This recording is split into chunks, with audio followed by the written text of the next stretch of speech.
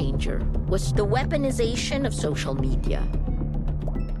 I got 90 hate messages per hour. That's when I began to realize this is really different.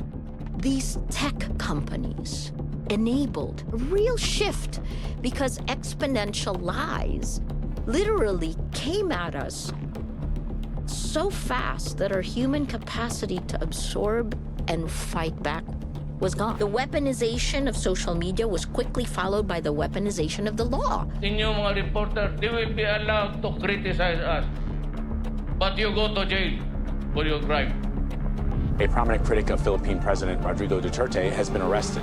Maria Ressa is CEO and executive editor for the online news site Rappler. If you don't have facts, you can't have truth. Without truth, you can't have trust. If you don't have any of these three, you don't have a shared reality. You can't solve any, let alone existential problems like climate change. You can't solve any problem. You cannot have democracy. Isn't this a science fiction movie? Hitler massacred 3 million Jews. There's 3 million drug addicts.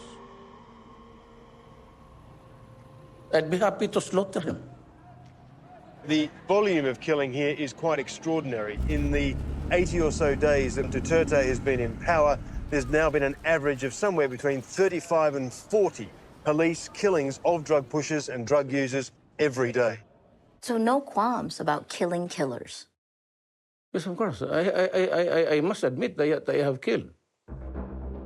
I'm a journalist. This is my 37th year as a journalist. What's the role of journalism? Journalism, the mission, holding power to account, public and private. As president, you now also defend the Constitution. Yes. You break the law, you threatened to break the law, you said you had killed it a year ago, right? You told me that. And yet, you now have the task of keeping the rule of law. And you said you would do that also. How do you? Because the rule of law, there must be fear. When Duterte took office, our institutions crumbled. He became the most powerful person within 6 months.